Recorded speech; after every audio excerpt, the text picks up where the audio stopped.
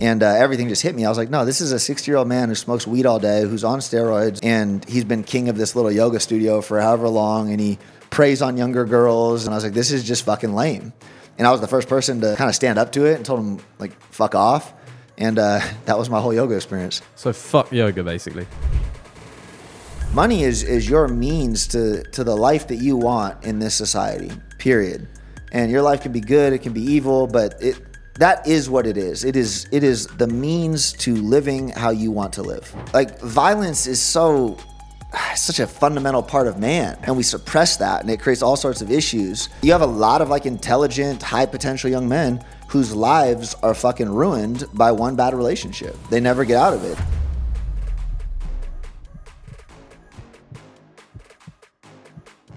Hold up a second, lads. Just hold your horses. You guys always ask me the same 3 questions on Instagram. How to make 10 grand a month online, how to travel the world and be a G and live like freedom, and how to get beautiful women and keep them. I've answered all of those questions in real time over the last 2 years of me being on social media, and I've made a live event for you. It's free for the first 100 people that sign up. We're going to teach you how to make that first 10 grand a month online, how to live a life of freedom and live anywhere you want in the world, and how to attract and keep beautiful women. So just before you get back into the podcast, go under this video, click the link, try and get one of those 100 spots for free to join our live event this Sunday from Bangkok at 10 p.m. Look forward to seeing you guys there. Enjoy the podcast with Robert.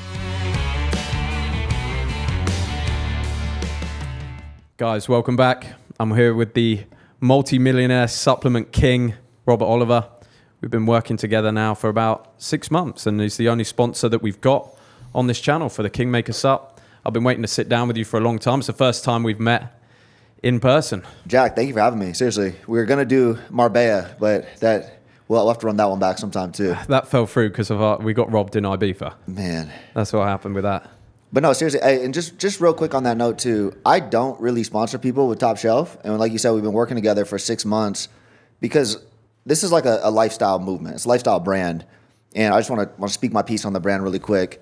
I really believe that like the only people that should be talking Top Shelf are those that are actually living for a living. Like those that are actually bought in on a cool life mission, that are trying to maximize every one of their stats and all of that shit. And I've seen that in you since I started following you. Like from the fighting to the money to the fitness to the dating. Like you checked all those boxes. So I was like, that is the guy that I need to be aligned with and continue to align with. Sadly, there's not many of them out there, period. Nope. But that's why we have such a cool opportunity to do what we do. So sorry, it's awesome. It's awesome, man. Yeah. And there's not many guys like you in your position. I mean, look at Robert right now. He's fucking dripped out. He's looking fucking incredible. And not many guys in your space do that. So I respect it because you tick all the boxes as well. You're not just a money guy because you've had money for a long time. Do you want to tell the guys just a little bit about your story, where you came from, how you made your money? Yeah, absolutely. I think it's actually a really good archetype and roadmap for any young man. Like, period, because this whole thing, I think we all have like our destination in mind. Like, oh, I have to be the multimillionaire. Oh, I have to be this. And really, it's just a continuous game of leveling up and trying to get to the ultimate, like, final level that there is none, or whatever. Like, realize everything you can. And so my journey was very much of that freedom was first. I'm seeking freedom, and that came through skills. So I went to college. I played college basketball. I graduate. I don't know what I want to do with my life. The internet's interesting. Like I know for a fact I am never going to work for someone else. I didn't have that much foresight as a young guy, like I'll be honest, but I knew the world was headed in such a place that you didn't want to subscribe to that corporate agenda. Like I had all these kids in my college, I want to go work for Amazon, and then I'll work 2 years there, I'll go to Google, and then I'll be making $500,000 a year by the time I'm 35, blah, blah. I was like, fuck all of that. Like I'm going to figure out how to eat by myself, and with that will come some level of freedom. So I basically fell into this Amazon thing back in 2013. My uncle was it's called a rep. And so he was helping consumer electronic companies sell on Amazon. Straight up, my uncle's not the smartest guy in the world. He's making all this money. I'm like, there's something there. And I loved supplements at the time. I was always like a fitness guy. And so I was like, maybe I can help these supplement brands sell on Amazon. Long story short, I pick up the phone, Red Bulled the fuck out, maybe Adderalled the fuck out, whatever. Start calling all these brands. I'm like, hey, I'm Rob Oliver, the Amazon expert. I can help you sell on Amazon. This is like my first, I'm sending emails. I'm learning, in hindsight, I'm learning copywriting and I'm learning sales. But I didn't know it at the time, right? So now as people shape their own vision, like those are really important skills in this world. And so I get a hold of these brands. I start just getting them listed on Amazon. And it's so easy at the time. You put a supplement brand up there, and all of a sudden they are doing like damn near as much revenue as they are in all the other channels. And so kind of overnight, I became this Amazon expert. I became really curious with the channel too. It's like, oh, if you get more reviews, can you get more sales? If you change the title, if you all this stuff, I poured in. And basically I did become the expert within 12 to 18 months. It became my life. A lot of other things got put on the back burner. If you look at an old picture of me, I look like a dork. like really. I remember seeing this is not the Robert we have now. It's not the Robert you've always been. No, because I think in life you have to be relatively fluid in the sense of when opportunities come, and we can talk about like today, like TikTok Shop and TikTok in general, some of the other things, but when opportunities come, you have to identify them and then be willing to commit. A lot of motherfuckers found Amazon when I did. Like it wasn't just that, oh, I found this and I got rich and it was easy. No, I found it and I didn't just double down, I tripled down, I quadrupled down, I put my life into that for like a year and a half. I started my own business, I started hiring people, like I learned all of that on the fly. And it paid off. And that enabled a level of freedom that then took me to my next progression and my next progression and my next progression. But first you have to get the skills to buy back your time. And that was kind of the start of all of it. I built the Genius brand, went from 0 to 100 million in like 4 years, exited that to private equity, took some time off, and again, like recentered. And I realized like I want to have an impact on this world, this generation. And to your point, you look around, there's people with money and there's social media people. There's people that can like play the part and do this or that. But there's not a lot that have gone like, the whole point of making money is to live a cool fucking life, but actually live it. And I found kind of the intersection of that. And as that started to resonate with some of my younger guys and, watching them level up, I'm like, okay, that is the message. I call it life maxing. Like you should be all in on maximizing your life experiences and detaching from some of the things so many of us hyper obsess on. We hyper obsess about our bank account. We hyper obsess about, status, followers, this, that. And it's like, if you just commit to maxing out your life, to maxing out your experiences, to maxing out everything that comes with that, good shit tends to happen. How do you do that at the moment? So when money comes in, how do you split it so you're not being too crazy with it where you're spending it all? Because a lot of guys, they want to, I say, live fast, don't wait. And they think that means spend all your money, but you got to have a stack behind you. How do you split up your money and live that life while staying sensible in a way? So at a certain point, it's really cool. At a certain point, money does make money. Like if you get a huge chunk, if you can stack away that first chunk, I have real estate that pays a couple $100,000 a month, right? And so I'm able to do some of these things. But hold on, and let me back up here too. The caveat is, a lot of people, I have friends worth like $200-300 million who still obsess about how much money they're spending each month. Like I have a friend, single guy, who his dividends alone from treasury bonds, it's like the safest money there is, pays him $3 million a year in like literally passive income. And sometimes he will worry he is spending too much on whatever. And so I think there's a misconception. What do you say to a guy like that? Do you slap him and just... Yeah, I do. No, I literally slap him now. Like we're very good friends, we're business partners. And it's like, bro, no, like hold on, you're gonna die. Yeah. Like you're gonna die eventually. Do you identify in him he hasn't got kind of that abundance mindset? Because that is the word. Yeah. That is the word. They operate from a place of scarcity. And I started to do this too. The more money you get, you start becoming defensive. And if you look at that through the lens of life, and the point of life is to experience everything, it makes zero sense. It is the most irrational thing you could possibly do. And so again, like if you're making 10 grand a month, you should probably not be, blowing 10 grand a month. But then again, if you're sharpening those skills and there's like a whole spectrum, right? Your age, your kids, like all these other things. Because I have 2 kids, right? Yeah. I have other responsibilities.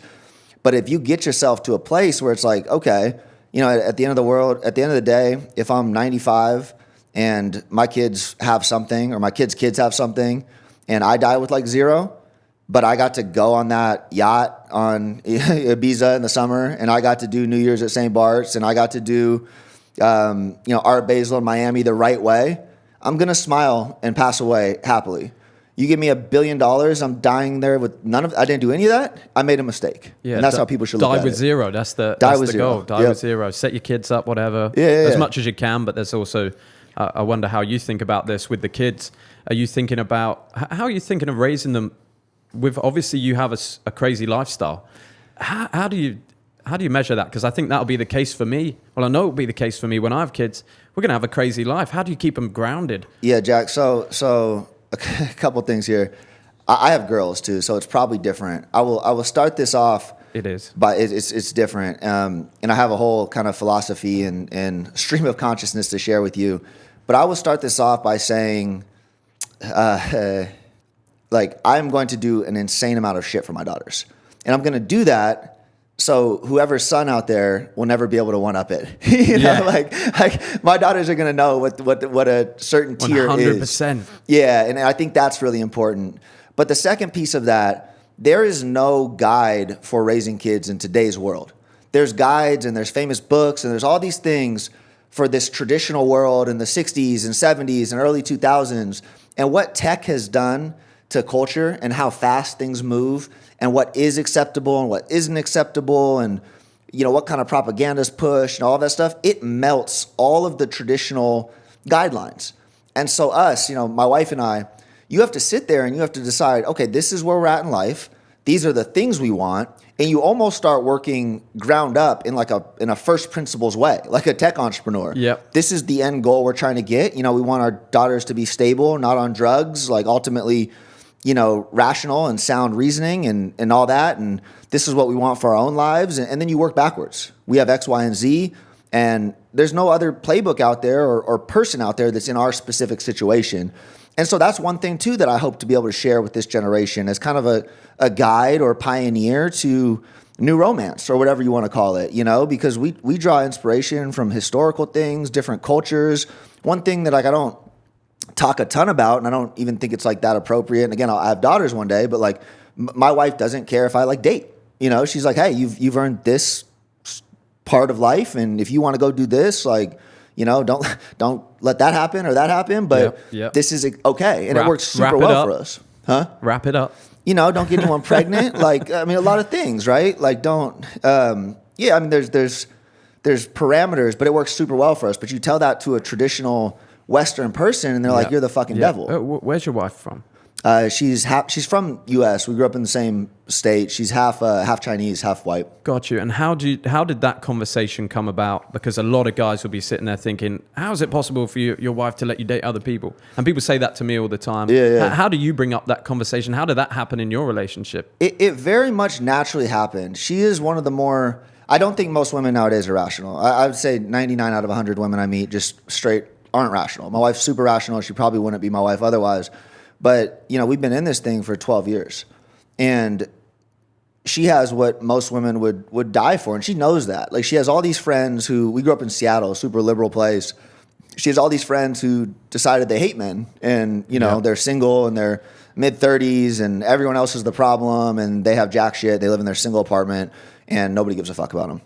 And those are the ones that say what we do is bad. Meanwhile, yeah, my wife lives in a, 7,000 square foot villa on a tropical island at a 5-star hotel with nannies and literally anything she's ever wanted. And when we travel, we stay at the 7-star, hotel. And like, it's a objectively good life that she likes and appreciates. Not only that with the money, but she's also got the guy that can protect her. The physically. Guy, the physically, financially, intellectually, the guy that every single one of her friends would stab her in the back for in a second. They'd fall off their high horse in a second, should I say, I want to be with them.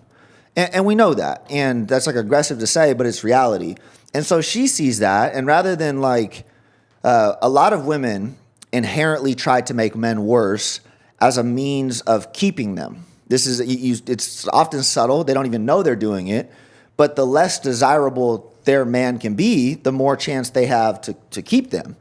And that cycle repeats horribly because women make men worse. And then man falls off. Woman doesn't like man anymore. Woman goes and finds a man she does like. Yeah. And it all blows up. Women are in the business most of the time, probably 90% of the time, of finding alphas and ruining them. 100%. And that's one thing you got to be careful of as a man that's one thing that I preach is you got to keep your boundaries. Yeah. How did you learn this stuff? It by trial and fire, really. Like, I don't have a lot of mentors. I'm very selective with the information that flows in. And I think with that, or I reject a lot of information that flows in. And so it was very, again, first principles-esque, ground up. Like, what is practical? What works?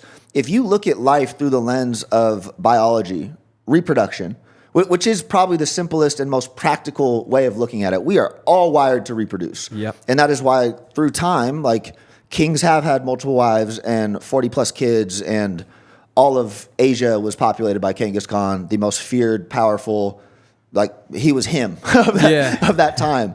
And so when you look at it through that lens and you kind of remove the modern bullshit guise of morality, you start to see things more clearly, in my opinion. And we both look at it through that lens, and then you start just trying stuff and you go, oh, this is better.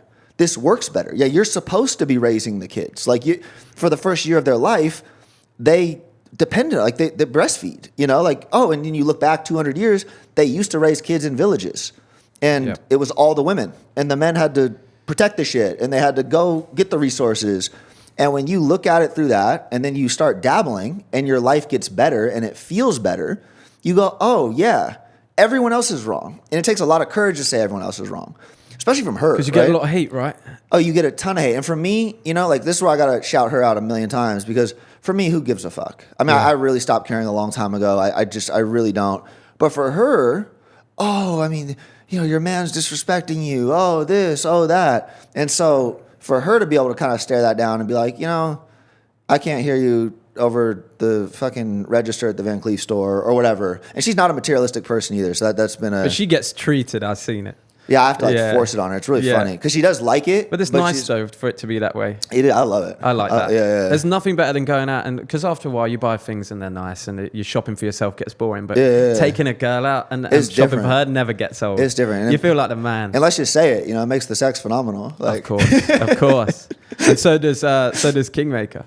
It does. Yeah, you got to drop that in. It's top shelf lifestyle, It is. And what would you say to a young man right now that maybe he's in a position in a relationship where he's kind of let himself go? He feels the control of the woman. I think where we come from, me and my cameraman Max, in the UK, women are like, they've got this power grip because we're raised in schools. We're raised by women, normally feminists, in the education system to be told that we're kind of lesser value than women. What do you say to a young man? Where can he start in changing his life if he feels simped out? At first, you just got to get out of that relationship. And that's where I think they all fail nowadays. It's really tragic. I've been exposed to more modern relationships, and the simp thing is real, and the alpha woman thing is real. And most young men can't.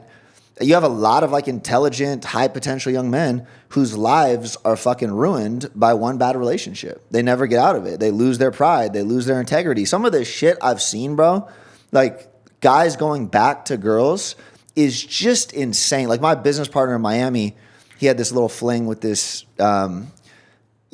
she was trash. Like, well, she was cute, but she was trash. Yeah. And she was actually still dating her old guy that whole time. And this man, sent that. The dude found out, and he calls my boy, and my boy's like, "Oh shit, yeah. I mean, I'll keep it real with you. This is what happened." He's like, "Well, prove it. She would never do that." Sends her a picture of his. Can I say aggressive stuff on here? You can say whatever you want. He sends her a picture. He sends the dude a picture of his nut all over her fucking chest, and this man goes to the CVS, gets this girl a douche, and keeps dating her, like takes her back. And that's like relatively common. This shit is crazy. You beat him up for that. I would never be friends with a guy like that. You just got to keep us. Come on, man. But yeah, I mean, my business partner was just like, all right, like that's the world we're in. And so, anyways, what you did, I really like. If you're raised in a Western society, I hate to be that guy. Oh, the West is falling, this and that, because there's a lot of good things. There's a lot of good people as well. There's a lot of good things. But just the general constructs. The constructs are ruining people, and so I love what you did. You said, "Fuck it, let me get out of here. Let me go expose myself to new culture." That's what my ideas don't sound crazy to you, right? We're in Dubai, bro. The sheik has your ideas sound completely normal to me. They sound logical. They sound practical, and the end result is like, yeah, I expect this guy to be living this and living, and. Meanwhile, back in, I hate the Matrix. I hate all that stuff's got kind of played. I love Tate, but free Tate forever. But too many people kind of cop into that. Just like, oh, the Matrix is getting me. Leave, go to Thailand. Yeah. Put on your boxing gloves. Yep. Get hit in the face. Like you have the choice. And that would be my recommendation. When did you get into the martial arts? Because you seem to love the martial arts. I love it, bro. And that's how our sponsorship started, was with my pro fight. I was like, he's actually fighting. Yeah. A lot of guys throw the gloves on and like, oh, I'm doing it for social, I'm doing this. I was like, Jack's actually fighting. He's actually getting hit in the face. He's actually over in Thailand. Like, I think that's really important for men. I think they should do that in your early 20s. I wish I started earlier. I would go as far to say you can't be a man without it. You can't. You need some sort of, like, violence is such a fundamental part of man. Yeah. And we suppress that, and it creates all sorts of issues. But learning to be dangerous, it's that old Jordan Peterson thing. It's not, a monster isn't someone who's chooses not to do bad. A monster is someone that can do all the bad in the world and holds that in and doesn't. To become as big and as dangerous and as rich and powerful as possible, and then use your force for good. Exactly. Yeah, exactly. So I started training pretty hardcore like two and a half years ago. So I was late to the game. Like I did some stuff in high school, like we do like little street fights and all that. But I got really like, okay, I'm gonna make this a key part of my life. I like it 2 years ago. So I hired a coach full time in Puerto Rico who was really good. And I do it 5-6 times a week. How do you feel for it after it? What's that feeling? Explain to somebody that's never done it. It's euphoric. It's euphoric. You feel so, after sparring especially, like I'll get out of sparring, I'll grab my camera, give me the fucking camera, bro. Like my brain is firing. Like there's these, even if you got hit a bunch, there's these neurological like good things happening. And there's no other feeling like it in the world. I think people, even the training, the way it's I used to be like a meathead, like the gym bro was like my thing from like 20 to 25, and then you realize and that's good. Learn your discipline, like something's better than nothing. Yeah. But then you see how useless a lot of that is when you're in a combat scenario, and like someone is trained to hurt you. And I'm just addicted to it. I love it. And when you're out in this world, and it'd be interesting to get your opinion on this, but I get threatened sometimes in person and online. And I've had a lot of altercations in my life. A lot of times when I've been able to stand my ground because I know I can fight, and I know I've been punched in the face. I'm not scared of it. They challenge you because you fight, or just because you're you? I've been challenged a bunch of times in terms of just getting into trouble and having guys trying to intimidate me and being in the wrong place at the wrong time. And I've managed to stand my ground and come out of things unscathed. Yeah. And I have people challenge me, like just because I'm me. We had one yesterday, actually, came through on my phone. He's a guy I know of him. He lives in Koh Samui. I'm in Koh Samui too, and he started hating on my stuff basically, and he's just ripping this guy's messed up in the head. But then he wants to challenge me to a fight. And I'm just in a position to say, yeah, no problem. I'll fight you as soon as I land in Koh Samui. Let's go spar at the gym. Oh, I'm here for it. Yeah. We can get that on video? Yeah, we are. Yeah, we're going to do that. We're going to do it in May. And it's just, there's many guys that end up in situations in their life where somebody threatens them or their girl, or they threaten them and talk bad to them, and they can't say anything about it because they're scared of getting punched. Yeah. You never want to feel like that as a man. No, I think from the very beginning, and I think I've been like this.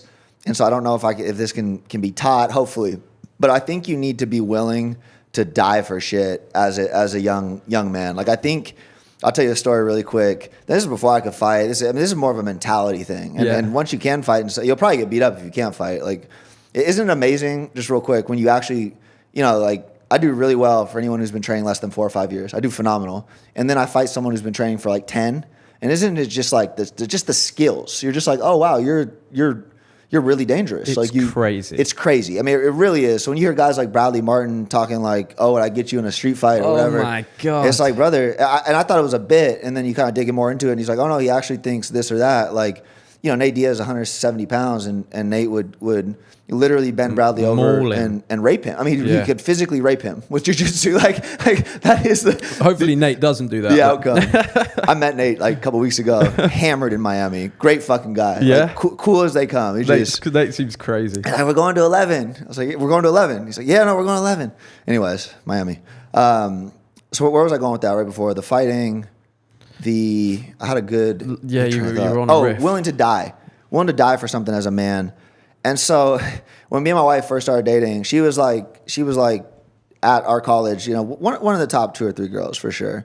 And so there were always, and I was like this young up and coming kid. It was kind of surprising. Like I pulled her, but I just kind of had this confidence and whatever. And she's also very naive. There was a lab partner of hers that, you know, I just knew he was like not being like he was after her, right? Yeah, you can tell. You can tell. And she's like, oh no, I don't think anything of it. And, you know, fast forward like another week, this man calls her at 12 o'clock on a Saturday, fucked up. And I see the call. I'm like, hand me the phone. And she's like, okay, you know. And I answered. I was like, what's up? And this dude kind of pops off at me. And he's hammered or whatever. And I was like, where are you at? I'm hammered too. But I'm like, you know, where you at? I'll meet you right now. And he says something like, you know, I'll beat the fuck out of you. Da, da, da. I was like, cool, where you at? And this is my, you know, G knows where I live or something like that. And I'm like, cool, I'll see you in 15 minutes. I hang up that phone, and I'm hammered. She was often the responsible adult, so she's sober. She drives me to this dude's place. I got my 5'3" Asian homie with me who just always rolls around with me, so no threat. It's him and his roommate in that place. The dude, you know, I mean, he's around my size. Like, there's no physical, like, oh, I'm not like I am now. You're not outmatched. And I knock, and this man will not open the fucking door. Bro, and I start trying to kick the door in, and I can't kick the door in. I dented that shit. I'm like, bro, fucking, you know, like get out here and square up. Yeah, I am mad. And it went on for like 30 minutes before this man never, it was like a ghost. It was like he wasn't there. Probably under But he his was bed. in that house, and we're leaving. And as we're driving out, the cops pull in. The cops pull in with their lights on. This motherfucker called the cops after popping off and talking shit. And so, and we skirted out of there. We dodged that one. But like, I just think as a man, if you're about something or you're committed to something like I was with her, and that's ever challenged, you need to be prepared to go to war for it and take it on the chin and die or not. Yes. Like, yeah. Because the point of being a man is to live that way. It's to have something in your life that you want that you're willing to go die all for in and stand. And with the West, I think we've got so attached to this idea of living for a long time. But the Mexicans have a saying. Let's see if I get this right. It's better to die on your feet than live a life on your knees. Yeah. You ever see that video of, I want to say Julio Sanchez? He was the Mexican singer, and his sister got raped by one of the cartel bosses, and he went and killed the cartel boss. Yeah. And then he was asked to leave Mexico as a famous singer. He said he couldn't perform there ever again, and he refused. He kept doing shows. And there was a show. This is on video. You can look at this. I'll pop it up on screen on the YouTube. But he gets handed a note on stage at one of his concerts, and he reads it. And the note says, "If you don't stop your show right now, you're going to be killed." Kept going. And he takes a second to gather himself. And he just looks, and there's a little bit of a tear in his eye, and he takes his mic and he just rips this Spanish song, and he was killed just after the show. Yeah. And those stories, like when it's all said and done again, to go out meaningfully and matter and stand on business, for lack of a better term, that I think life's about that. To go out in a blaze of glory. So also, young people, start indoctrinating yourself with those types of stories. Because again, I don't know how to enable those traits per se, but I can tell you that single burning, whatever switch it is, when it flips, that is a game changer, and it's gone with me through business. Like when I was building Genius, when I told you I went all in, like I was willing to die for this shit. Like, I mean, really, I remember thinking that. There was times I like abused Adderall building my business because I knew there was a window and I knew I had to go for it and fuck sleep. And like, look, if I got to sacrifice now or 10 years later in my life to build this thing, I am committed to this thing. And how'd you do business now compared to those days? Because obviously your health was neglected back then. How do you do business now, and what does your schedule look like? Yeah, and it was weird. Just caveat on that. I was in really good shape, and then I started building, and my health fell apart. Like I was what people would consider really good, like good, and then it fell apart, and then I got back in good. So I had like this weird. I wasn't like a dork to start. I was like, fitness kind of gym bro, and then gave it all up, which makes it harder because I know the guys out there who are addicted to their gym session every day, looking in the mirror, chicken and rice, Chipotle, like that's their life. Yeah. And some guys fall in that like forever. Yeah. And letting go, because that was my life. And when I let go of that for the business, that was like another big moment. So nowadays it's interesting. I've really I've reached this phase in my life. I was the doer. I was the operator. I was the guy with skills. I was the Amazon GOAT. Like I still am the Amazon GOAT by all intents and purposes. But as I've matured and learned about scale, like I want to build $1 billion thing. I want to build a 9-figure thing, 9-figure than $1 billion thing. Yep. And to do that, you have to become less of the doer and more of the leader and the guy that can bring it all together and the guy that thinks in terms of scale. And so my days nowadays are, where's my talent? Where are my people? How can I bring these things together and make sure they're working efficiently, make sure everyone's bought in on this singular vision, and what does that look like, right? And so it's a lot of hiring talent. It's a lot of teaching them. It's a lot of taking care of them. I just bought my new director of Amazon, an Oyster Day Perpetua, $15,000 watch, because he came in. He was actually from $1 Million Brand Club, my mentorship. Started his own brand. He's crushing it. I was like, this dude's really good. Like, he's making $150,000 a year in tech. I was like, bro, come take a shot on Top Shelf. Like, this is what I'll pay you. Da da da. His first month in, and this shows you what talent can do. Our business goes from I think we did $1 million in March to $2 million $1 million in February. We did $2 million in March. And I told him when he started, I was like, hey, if we double, I'm kind of like joking, right? Like, hey, if we double, like, I'm gonna buy you a Rolex straight up. Yep. Because not many bosses will, 15,000. That's a lot of money. Like here, like that's for you to just instantly put someone in and double. And he did it, and we worked hard, and I know he put his soul into it. And so I'm like, yeah, this is what we're doing. And so that's a lot of what my day looks like. It's less on the clock, like punching buttons, and it's more call it emotional leadership and strategic thinking. Yeah. Why do you think, because I've heard you going talking about TikTok Shop, why do you think that's such a big opportunity? What is that? Just explain to me, because I don't have TikTok yet. Yeah, so I look at, and you're probably better off not having TikTok. I look at TikTok Shop as Amazon in the early 2010s. Amazon was the future of commerce. Nobody knew it. Everyone knew people would be buying online, but no one knew how or what that looked like. Meanwhile, you have this maniac, Jeff Bezos, pouring all these resources into making sure people can have everything in one place and press one button. And so if you identified that early, like I did, there was tremendous opportunity to build and scale, because all the brands who had done business in traditional retail in the old way, they didn't have any care to change things. Meanwhile, innovator's dilemma, you have this tech sweeping the world that's going to eat the world, period. And so now we're seeing that again in the early 2020s. You have a world, China, Asia, that shops with short form content. Video content. Their discovery, everything is short form based. And so now you have a similar disruptive conglomerate coming in the United States and saying, this is how we're going to do things. We already have the hearts, minds, and attention of your generation, and now we are going to be the seller platform for them. And so with that, you have this window where there's all the resistors. Oh no, it'll get banned. Oh no, people will never do this. Oh no, you'll never do that. Meanwhile, we did $800,000 last month in our third month on the fucking platform with an extreme profit. And so I'm looking at that going, hey, half of business nowadays with all this fast moving, rapidly changing things is just identifying the right opportunities and seeing it and then having the balls to commit. I mean, crypto, similar deal, right? Like less tech. A similar deal. Yeah. And that's how I think about it. The balls to commit. The balls to see it and then take a big boy swing. And you build brands. You don't resell. So a lot of people get into reselling. Yeah. But one thing I've noticed about you, and you're obviously winning big, is that you build brands. Run me through the mindset of building a brand, and also run me through your personal brand, because I love the way you're taking things online and why you're building that. Yeah, absolutely. I've been thinking a lot about the question of brand. And if you zoom out here, a brand is simply alignment. If you identify with a brand or you're creating a brand, it's all about finding alignment. Like I said at the beginning of this, you, Jack, are living for a living. You're blazing a new trail. You're living your life in a particular way. You're committed to maxing out your stats.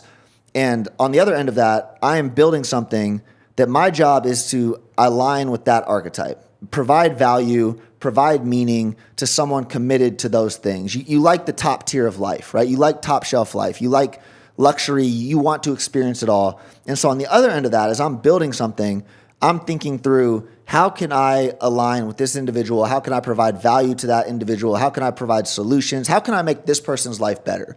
And naturally, those things tend to gravitate. and align. And so when you think through this modern era of AI and displacement and jobs going away and all this stuff, one thing that tends to be timeless is the power of brand because of the human emotional component, right? It's not rational, but the most powerful brands in the world are that because of all the other things they've done around that, right? Louis Vuitton, you can have a shirt made in the same factory without that logo, and people will still pay 10 times more because of the signaling that has gone into creating a Louis Vuitton. The way it makes them feel. The way it makes you feel, the way it makes you appear to others, all of those things matter, right? And so I've tried to do this exercise of really doing it in public and talking about it publicly, like what goes into creating a Louis Vuitton? What goes in? When I think about Top Shelf, and it's really, I hope we look back in like 2-3 years, like I have a crazy rebrand coming. We have a lot of different things going into it. But you go like, oh, you really were building something like that in public, and the end result really is this. My goal is to build a Chrome Hearts of consumables. Like I'm obsessed with Chrome Hearts. I think it's one of the most powerful brands in the world that's not mainstream, and no one's done designer luxury in consumable Run me products. through what Chrome Hearts is, because I don't even know, and I'm sure a lot of my audience I'm going to get you something from Chrome Hearts next time. Oh, Chrome awesome. Hearts is just, they really stand out in accessories. Yeah. And earrings, they're known for their, actually my tooth is has a Chrome Heart in my tooth, which is fucking crazy. Oh shit. But so long story short, I did the whole veneer thing. Oh yeah, teeth are good. Yeah. And but I decided to put permanent diamond in there. I go in to get it was gonna be a diamond cross. Yeah. And my dentist, he does like Kanye, Post Malone, like all these big names. I go in, he's like, hey man, they fucked up your cross. I'm like, bro, I've had these temporary teeth in forever. Like what? He goes, but Odell had an extra Chrome Heart. Do you want that? I was like, yeah, I do. And so anyways, $80,000 later, this was a symbol of where I'm standing at in life today. It wasn't just the teeth. It was like, I do this because I can, and this is a milestone, and this is where we're at. But anyways, Chrome Hearts focuses on accessories, ultimate luxury, very exclusive. Like, they do very small drops, and celebrities flock to him. Like I said, like Odell Beckham puts it in his, he has it in his teeth, right? And so that's just a luxury brand that's kind of under the radar, but will probably one day be like a Louis V. Yeah, for sure. And that's awesome. I love luxury branding. No, me too. That's what I study. And it really is one of the most beautiful, to me, it's one of the most beautiful aspects of humanity, to be able to kind of bring everything together in a way that, like, this is top tier. This is top shelf. Like this is what you're striving for in life. 100%. It's a way of showing that to people. Exactly. My favorite thing is sunglasses. What are you wearing right now? So these are Chrome Hearts. Chrome Heart sunglasses. These are Chrome Hearts, yeah. Nice. And it was the play on Cartier. Yes. But they do a good job. They look dope. Thank you. That's what I'm gonna do. That's going to be my brand. Yeah, let me get behind that. Just sunglasses. Yeah. I'm just gonna do sunglasses. A few pairs to start. Super exclusive drop. Yeah. Because that's what I like, and I like how you can represent yourself with sunglasses. Like people say, don't wear them indoors, and that's exactly what I do on every pod, because it's the middle. I saw finger. you rocking. I came ready. I was like, let me get my Chrome Hearts. I'm good to go. Get them on. How do you build out? So for someone that's starting right now and they want to build a luxury brand, because this is just advice for me actually. Yeah. Where do you start with that? Well, so all right. This is the cool part of the internet. I truly think this whole living for a living philosophy, I think you can lean in to whatever the fuck interests you. You just said you like sunglasses. It is something that I have like 30 pairs. And you're always rocking them. Yeah. And how many times do people ask, what are those sunglasses? All the time. All the time. So you just inevitably living for a living and trailblazing this specific style of life, you've attracted that customer. So you've already enabled an audience base that is at very least mildly interested in buying sunglasses for you. How big is your audience? 160,000 on YouTube. Another 80,000 on IG. Yeah. Growing fast. Like you probably have access to 400 or 500 people that know you well. And so when you come out, and now it's about pulling the other levers like practically, right? If you do sunglasses, like what happens if you do, 100 pairs and they sell it in an hour, right? Or something like that. Yeah. Then all of a sudden you've created that exclusivity. There's other levers that come into creating a luxury brand and all that we can talk about now. We can talk about more in detail later. But getting those right is what will take it from like, hey, Jack launched a a sunglasses thing that's cool to like, oh no, Jack's actually committed to making moves in this world, and he's building something that goes beyond him. I don't want it to be me. So the brand won't be Hopkins. It won't be my name. It will be separate to me. I want it to be a standalone luxury brand. Yeah. I want people to wear them because they believe in what the sunglasses represent. Fuck yeah. Like I in me knowing you and everything you stand for, I'm ready to get behind that. Like you've already, I feel like a guy like me, like, okay, I have a good audience of that type of person. So it's like, okay, now if Rob the Bank, my new personal brand. Yeah, where did that come from? If he's getting behind that, then that creates more exclusivity. That creates more excitement. On the personal brand front, really quick, it really is similar. Like in terms of building a physical product brand, once I started treating it like that, it became a lot easier. When you look at it through the lens of who are you doing this for? What are you trying to portray? What are you trying to communicate? It becomes fun, like from taglines to style to all those different pieces, right? Yep. Just like the fonts matters on a top shelf rebrand, the shirt I wear on this podcast, the accessories I choose to wear, the wrist stack, like these are all things that matter. And so Genius CEO was was like an old era. I built the Genius brand. That's why I had that handle. It was very specific, like, that was a certain time in my life. And as we move into this new era, Rob the Bank just felt a little more fitting. How do you feel somebody gets started with personal branding? How did you get over that? Well, I think I know the answer, but how do you get over the fear of starting and putting yourself out there to the world? Because that's what most people sitting here right now would love to be in a position of either of us. Because everyone thinks they got something to say. Yeah. How does somebody get started in that world? I don't know why, for the life of me, people are concerned about putting themselves out there. Yeah. I have no idea because, again, when you zoom out and you die, even in 20,000 years, people probably aren't even going to remember Elon Musk, the most influential, like the God figure of this time. Dust washes that away. So what are you afraid of putting yourself out there for? You know what I mean? When it's a means to freedom, when it's a means to most of the people who are going to judge you, bro, they're drones. Like they're going to be in that same position 5 years from now, judging you then. I mean, you know how many times that's part of growth. The more you put yourself out there, the more you commit to your own growth, the more people hate you. Do you know how many people from my hometown probably think, oh, Rob's a fucking idiot or this or that? But every single one of them would trade lives with me. Yep.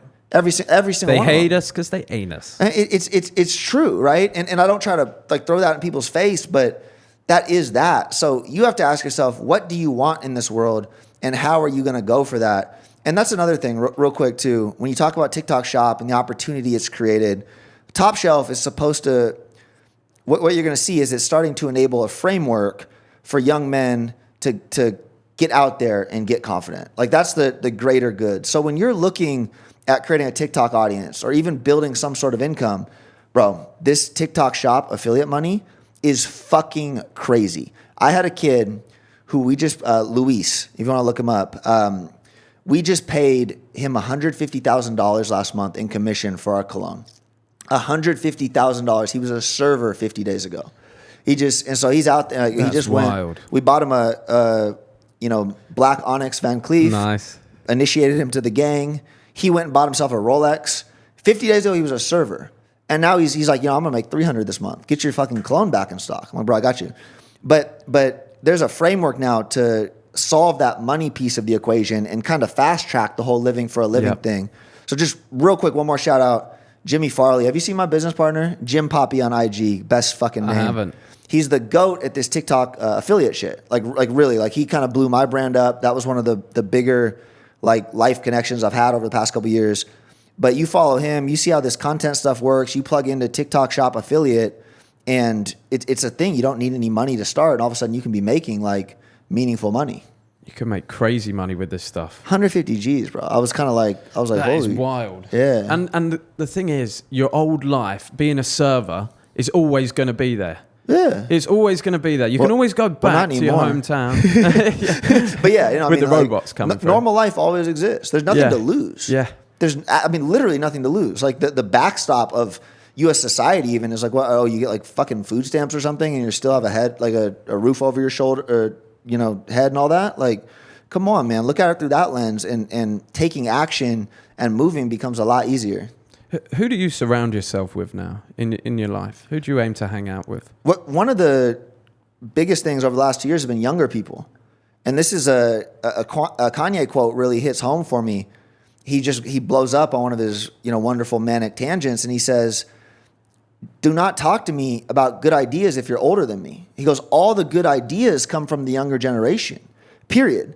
And I've realized this as I'm getting older now, right? I'm on the other side of 30, and it becomes easy to go like, oh, the younger kids are, what they're doing is stupid, or oh, that music is stupid, or oh, this TikTok thing is stupid. Yeah. Or you can humble yourself and go, shit, like these guys are where the money's at, and I can help them by being the guy that's been in their shoes, by having that perspective of like, some business sophistication. And so my business partner is 23, and he's one of my best friends. And so that's kept me young. And then outside of that, I just align with a couple of key mentors that have a similar perspective. Like one of my mentors, he's 60, worth a couple $1 billion, has done the supplement thing, has IPO'd. So I have people like that around me that help guide and shape me. But then other than that, we're just like, if you're not living in a specific way and trying to do these things with your life, then there's not a lot of time or energy for you. Most people in the world think money is evil. What do you have to say about that? I think that's crazy. And it could just go to like, are humans inherently evil? Like, I mean, everything, there's some duality in all of it, right? It can be good, it can be bad. I mean, Einstein, one of the greatest minds ever, unlocks the secrets of the universe, and then we use it to create the nuclear bomb, And so money is your means to the life that you want in this society, period. And your life can be good, it can be evil, but that is what it is. It is the means to living how you want to live. And it's so important to make an impact in the world. You have to have some money. You have to. I mean, you're screwed without money. Period. It's what's the saying? It's not having money. Having money is not everything. Not having it is. Yeah. Another Kanye quote. Because as soon as you get money and your needs are met, which kind of your basic needs are met around 10, 15 G's a month. Yeah. And then you feel all right. Like you can go to a restaurant. And you start having your freedom. You like start having like, a little okay. bit of freedom. Yeah. But once you get past that level and you get over 100 G's a month and 150, then you realize, money's not everything, but it's sure fucking good to have it. It's necessary. Yeah, and then you work on, it gives you time and space to work on the most important things in life. Who you are, your purpose, your drive, your mission. And actually, Jack, let me share something with you on that note that I was thinking about for you, because I don't know the inner workings of your business. I know you crush it on YouTube. I know you have a creative mind. I love how you're living.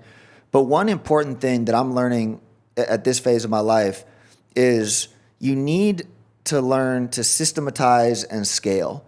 And so that's less about being the doer and more about creating a machine that makes money for you. Yeah.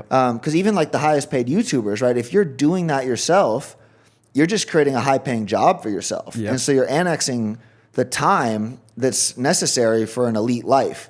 And that's been one of the, because I'm a doer by nature. Like my Amazon shit, I was in the weeds. I was pressing the buttons.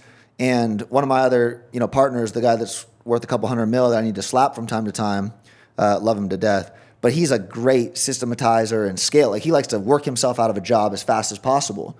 And that really is the next level of growth. Like you can't go to 100 million or $1 billion. Like screw your time. You can't even go to that specific level without learning to build a machine that generates income. That's what we're focusing on now. Yeah. Building the machine figured, behind right? it. Yeah. That's what we're trying to figure out inside of our business. How do we do that? And give guys a little bit of an insight into how you sold your business. Yeah. And how the hell does somebody build a business to sell when they're in the supplement game? Yeah. So, I mean, honestly, when I started out, it was more just like a passion project that I was interested in. And then as the Amazon thing became more serious, institutional money started to kind of pour in there. Like I had a friend exit for $12 million like 2 years before I did. That was like the first big Amazon exit. And then that's where we all go, oh, millions like in your pocket. That's enough to not work anymore. There's something real here. Yeah. And so it was around that time I started, asking the right questions like, how do your financials need to be kept? What kind of team do you need to have? All these different things. And quite frankly, I didn't do a good job of it, comparatively speaking, and I sold too early. Like I probably left, that could have been a $100 million company. Like I know it could. A lot of other great minds would tell you the same thing. But by getting those departments, letting go, like hiring talent, like I was talking about now, those are the pieces that create a well-oiled machine that is even more attractive to an institution. Because an institution doesn't want to come in and pay $100 million when the CEO is running everything and the second he steps away, it falls apart. That just won't happen. No. Right? And so you have to learn to create something that stands on its own 2 feet. What was that feeling like having I don't know if you share numbers, but if you want to, how much money hit your bank account? And how did that feel? And how did those next couple of years pan out being in that position?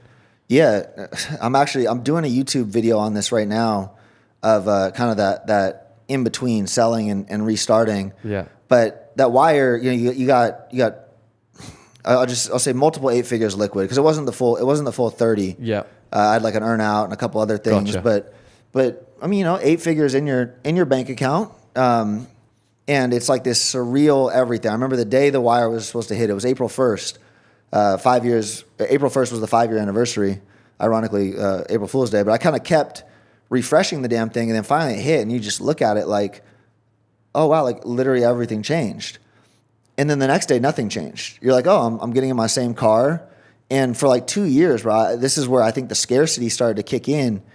You're almost like defensive, and you're like, what do I do with this money? And like, okay, I get like an extra massage a week, and I can buy some more clothes. I'm still working at the company. Like it was a weird dynamic where I'll never say I regret it because my life changed forever when that wire hit. But at the same time, very quickly the air lets out of the ball.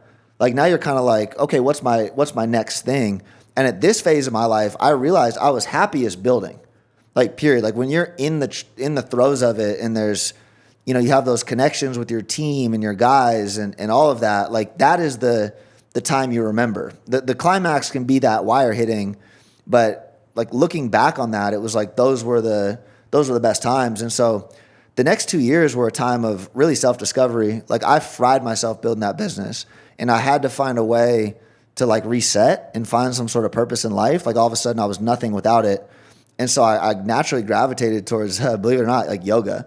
Like yoga kind of became my thing. And I'll just tell the whole story. I almost ended up in like a fucking cult, bro. Shit's kind of crazy. Yeah. Like first daughter's born right after the company sells. I'm like, man, my nerves are permanently fried because the whole process of selling is incredibly stressful. And I gravitate towards this yoga studio in Bellevue. It's like right next to Amazon. All these tech people are there. And there's this and he presents himself as like a guru. But dude is like 60 years old, but he's jacked. And his wife's like 30, And I'm like, oh, he's kind of cool. He's like, yeah, I'm ex-combat. Like he presents himself as, yeah, I have like serious, war PTSD, and yoga has fixed me. And so he's like, whatever you've gone through, like it's nothing. We'll get that straightened out. And, over the next like 5-6 months, I developed a pretty close relationship with this guy. Like I realized he's kind of gravitating towards me. And, he teaches like, this special meditation and all this shit. And I'm like, all right, the next thing I know, he's showing me how to shoot guns. And he's like, hey, you got to try DMT. We're doing DMT, right? And I'm like, okay. And like within a span of 6 months, it went from like I wandered in a yoga studio with no mobility and just wanting to de-stress a little bit to like, okay, this is my life now. And I'm very centered. Like I'm very peaceful. I'm like all of a sudden just very, very calm. And like, I feel better. I feel like the money's kind of, that's not really a thought anymore. And then fast forward, we start talking business, and he's like looking to maybe have me help him expand the yoga facility. So I'm doing all this research on like Soul Cycle. I love business, like period. Yeah. And so I pour into this studio. I'm like, this isn't really a functioning business here, but somehow he's been around for 20 years and the product's good, so I can make it work. And COVID hits. Actually, I take that back. He gets me to invest $200,000 in the existing business. He tells me it's for like 30% or something. No contract. So, and I'm never the type to do that, but I have such a bond with this guy. I'm like, just shook hands on it. Yeah, I'm like, fuck it. Yeah. Put $200,000 in the bank account, and like a week later, the COVID stuff starts to pick up, right? And it's the Friday before COVID that I'm gonna sound like an idiot telling this story too, but you guys got to bear with me. And in hindsight, I'm very close to this guy, and like I'm buying some of this. The stories feed me. He's like, yo, I used to do like. Did you do DMT with him? Yeah, I did DMT with him. Yeah. Okay. Different drugs. So like, that's pretty deep connection there. The DMT was deep. He had acted like, he had almost been killed in war. He had acted like he was connected to this is where it gets weird. Acted like he was connected to the Rockefeller family. Had done like, like private security for like people that were, he'd never say like Illuminati, but he'd be like those types. But you look at this dude and you go like, we go shoot and he has a crazy arsenal and he's a wicked shot. Like he's actually like, he presents himself as like dangerous, right? Yeah. And you zoom out and he's like high most of the day and low key kind of a bum. But anyways, a couple days, the day before everything shuts down with COVID, this girl texts me and she's like, yo, I need to talk to you about something. Cause I'd been kind of well known at the studio at this point. And basically she tells me this story of like how over the last 3 months, he's been like psychologically, just putting him in a position to ultimately like, get at her. Right. But like pretty egregious, like, in the middle of class will like come put a hand on her while, telling for the pose long and strong, like kind of crazy shit and like doing shit in broad daylight on some real like cold stuff. And it kind of all hit. Like I won't get into all the details of his tactics, but I was like, oh no, this is like low key kind of this isn't legit. And so I go to the bank and, I deposited the money a little bit before, and this man's been taking out chunks of $10,000 cash like every week for like 2 or 3 weeks. And so there's like 160 grand in there or something out of the 200. And I grabbed a cashier's check, grabbed it all, went and put it in my bank and called his bluff. Like I was like, yo, like what the fuck's up, And I get all these like all these long stories or da-da-da-da. And I was just the first person that went around, like people were scared of him. People were super scared of him because of this like crazy persona of, he's PTSD and he could snap at any time. And everything just hit me. I was like, no, this is a 60-year-old man who smokes weed all day, who's on steroids, who, his 30-year-old wife doesn't even like him, but she's like it's like Stockholm syndrome. And he's been king of this little yoga studio for however long. And he preys on younger girls and he like gets them every once in a while. And I was like, this is just fucking lame. And I was the first person to like kind of stand up to it and told him like, fuck off. And that was my whole yoga experience. So that was 1 year post-selling. So fuck yoga, basically. It's be weary whenever someone... Be wary of the hippies, man. Whenever someone has a position of power and can get you in a meditative state. His big thing, like looking back, it's trance-like. If you can melt someone's guard, more or less, and get them, and then they meditate and you feel good, you are hyper-suggestive, truly. And so you need to have an extreme level of confidence and probably just have your guard up whenever you go into unknown territories of anyone trying to do that, because it's actually not that uncommon.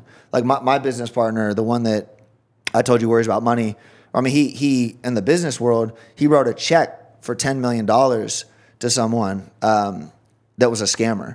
Like it happens all the way up the pyramid. No matter, I mean, there are these types out there, and just keep your guard up. Be careful when you feel too much respect for somebody and you place them above yourself. In Never a do short that. time, especially. Yeah. Mm-hmm. Remember, we're on the set. We're all humans at the end of the day. So no matter how much someone's achieved in their life, always still remember you're on the same level. They might have more experiences, made more money. Maybe they've done some things better, but we're all kind of the same. Yeah. So don't place them way up above yourself. And don't be afraid to pull someone's card either and fact check them. I mean, really, I think that was the first time it happened in 20 years where I was like, nah, fuck you. Like, what are you going to do? Like, what? And he didn't have an answer. Perfect. Yeah. Man, that's a crazy story. That's kind of wild, huh? So you did yoga, and then you've done that for a few months. You've had that experience. So that was like a year, bro. And then COVID hits a little after. Yeah. And I'm seeing all like my former colleagues getting like crazy rich in the e-com thing. And I'm like, I miss this. And I was the GOAT at this. And so I resigned at Genius Brand. I was still technically employed. I didn't really like, I was like a more advisor at that point. Yeah. But that's where I moved. I'm like, I need change. Like I've stalled out as a man, like period. Yeah. And so what am I doing here? And that's, COVID made it easy because Seattle was like shut down, commie, horrible place. And so we picked up and moved to Puerto Rico. We said, fuck it, let's start new. Started a new brand portfolio, launched a bunch of ventures. 3 of them failed. Like I'm not one to say everything I touch is gold. Like I've had failures that I learned from. One of them was Top Shelf. And so that was kind of the genesis of that. And Puerto Rico was the first time I had gotten out of my kind of quote unquote comfort zone. Even as a multi-millionaire, that was really the first step in like stepping into a new world, 10-hour flight from where I was born. and you have a chance to reinvent yourself. And that was kind of the first thing where a light bulb comes on. It's like, yeah, no, I mean, I am built for this. And what do I want to do? You know, I have tens of millions of dollars before 30, but what is this all about? And so a lot of introspection came from the yoga time, a lot of self-discovery, and all that just exploded in PR. In your opinion, what do you think it is all about? Maxing it out, maxing out every stat. 'Cause I don't think there's a point of life. I don't think there's like some, you know, hidden meaning or message. I don't think we are on some journey to find discovery. I think the point of all of it is to be who you want to be and be who you need to be. And we're not happy unless we're pursuing that. Like you said, like, you're happiest when you're building, when you're winning, when you're checking those boxes. When you're getting better. When you're getting better. And it comes from getting comfortable being outside of your comfort zone, as crazy as that sounds. And you look at like the highest performers in society, bro, they're always out of their comfort zone. They're always in some different environment. They're always, you know, still kind of finding that key routine, but in different stimulating worlds and zones. And so that's my message for everyone. I think we'll have a better world, especially for young men, when they just start saying, fuck it. I'm going to life max. I'm going to invest in these experiences. I'm going to take some lumps. I'm going to buy that car. I'm going to date that fucking girl. I'm going to get turned down by that girl, you know? And like that is what it's about. And we need to start that younger, and we need to start it more aggressively. And I think it's the best shot we have for the future. Man, take the risk or lose the chance. Period. Well said. That's why I love your whole message too, right? Is that still the tagline? The live fast, don't wait. Live fast, don't wait. I mean, period. I've been saying, if not now, when? Too, you know? Yeah. My boy Ben, shout out Ben real quick too. That's who came up with Rob the Bank. Ben Bader, one of my favorite talking head guys on TikTok. But he has it, and he's just a dog with the girls. Just a fucking, I've never seen anything like it. We need a reality show of him mouthpiecing, but on his arm, if not now, comma, when. And it's a great thing for life, and I think it works with the ladies too a little bit. And it pays off. I think you, yeah, tattoos do work with the ladies. You got any tats? Yeah, I got some old ones. They're yeah, man, that's what it's all about. Well, I love reading, Rob, so I'd like to know if you do read much, and if you do, what are you reading now? What have you read in the past that's impacted your life? Yeah, I enjoy reading as well. I think, unfortunately, like, so many books are a waste, bro. I think so many books are a waste. It's actually more impactful to tell someone not to read a book too. So I would say, do not read Black Swan by Nassim Nicholas Taleb. It's a psychological thing. But I think anything by Nassim Nicholas Taleb, Black Swan, Anti-Fragile. Anti-Fragile is a lot of the framework I use for my life, personally and investments. The basic idea is, if you set yourself up to get stronger from stress, you will be well positioned for a world that gets more chaotic. I put Anti-Fragile at the top of that list. Black Swan's his other, masterpiece. He kind of went off the deep end. But don't read that one. Yeah, don't read any of the books I'm sharing. Don't read any of these. Yeah. So those two, and then Thinking Fast and Slow by Daniel Kahneman highlights a lot of our cognitive biases and how we think. As you move down, kind of practical marketing, there's Building a Story Brand by Donald Miller, which I think is really good. Humans remember stories above everything else. Like, we don't, we're not good at storing information if it's not in story form. So building a brand around story is important. Culting of brands, very good as well. It talks cult elements for your brand. Like, Apple is a fucking cult. Louis Vuitton is a fucking cult. Like, Jack Hopkins' audience is a fucking cult, right? But again, it's not cool in a bad sense. It's just, and so I would say those are probably my top 5 for sure. That's awesome, man. And just to wrap this up, where do you see Robert in 5 years from now?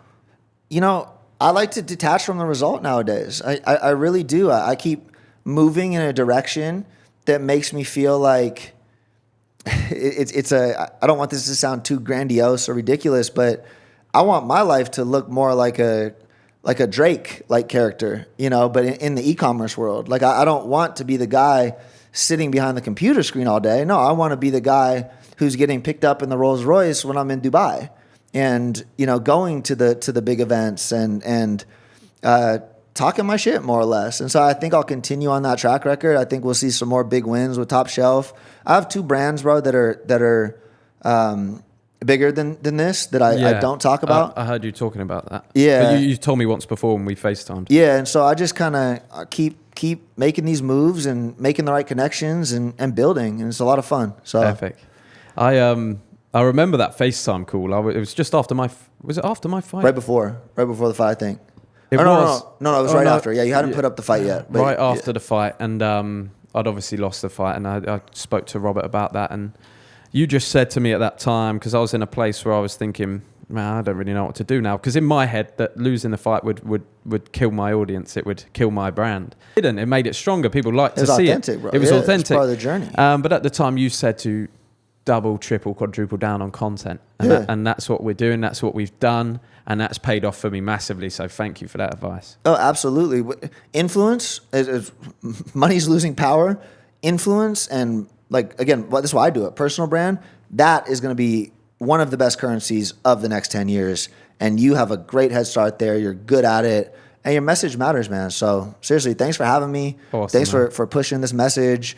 And let's keep fucking building this next decade. You heard it here first, boys. We've got a rolls downstairs if you need a ride. Oh, absolutely. That's the Drake life I was getting Sweet, at. easy. My brother. Absolute pleasure. Thank you. Thanks for coming on. Where can the guys find you? Rob the Bank on IG. YouTube is going to pick up for me in the next couple months. I'm still the Genius CEO on there, but you can search Robert Oliver anywhere and reach out. It will come up. I'm going to tag everything underneath this video, boys. So go check it out. Go check out the Top Shelf brand, linked under all my videos. And yeah, Rob, it's been a pleasure. See you on the next one, lads. All love.